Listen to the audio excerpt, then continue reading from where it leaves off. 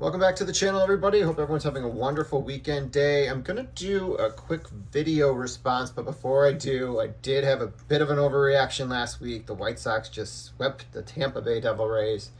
So let's see where it goes. You know, they just doubled their win total in one weekend series, so hopefully they can get out of the basement and get away from their record loss total projections. So we'll see how it goes. Hopefully it's a building block and they get a little bit better over the course of the season.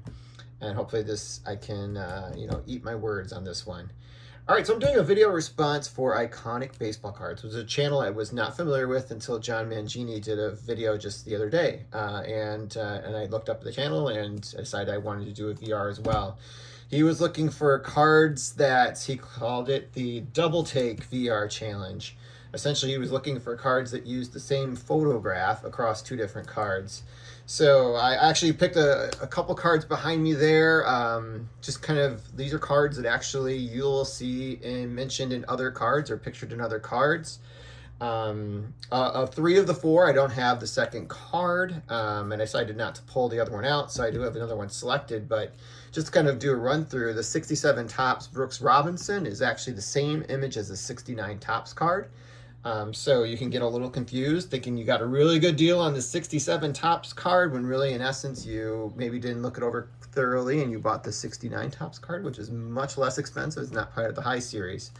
In the back we have the Topps Giants. In fact, I have two of them back here. The Sandy Koufax is the same image on his 1965 Topps card, as well as I believe on his 1964 or 65 Bazooka card. I think it's a 65 Bazooka card. The Jim Bunning in the back here also was used on a Bazooka card too. It was in a 65 Bazooka card. It's the same image. And the 48 Bowman of Bobby Thompson down here is the same image they used for the 1949 Bowman that they colorized. You'll see that a lot in the 48 Bowman set, as well as some of the 60 sets from Topps in this era, where they do use some of the images for the Bazooka cards and sometimes the Bazooka cards for the base cards later on. So what I'm going to show you now is actually a White Sox player, and it's actually going to hit on that theme as well of Bazooka and Topps in the 60s. We're actually going to go back to 1960. First, I'm going to show you the 1960 Bazooka of Early Win. Picture taken probably in spring training, it looks like here, in his White Sox uniform. Looks like he's waiting to either finish his delivery and receive the ball back from the catcher. Sherm Lawler in that situation probably would have been the catcher during this era. But that's the Early Win Bazooka card. So keep that image in mind, and I'm going to pull out his 1960 Topps card. At first look, well, it doesn't look like anything spectacular, right? So the first image is a colorized version of him looking out into the field of play when his picture is taken. But they always have that black and white image on the 60 Topps cards of them usually in some sort of fielding or batting position. And lo and behold, it is the same image of the 1960 Topps card.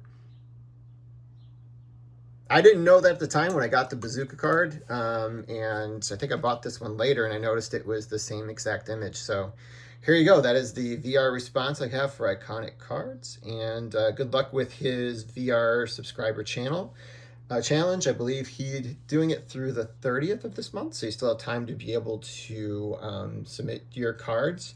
As I mentioned, there are plenty of good options out there, so I'm hoping he's getting some good videos, and this is my submission.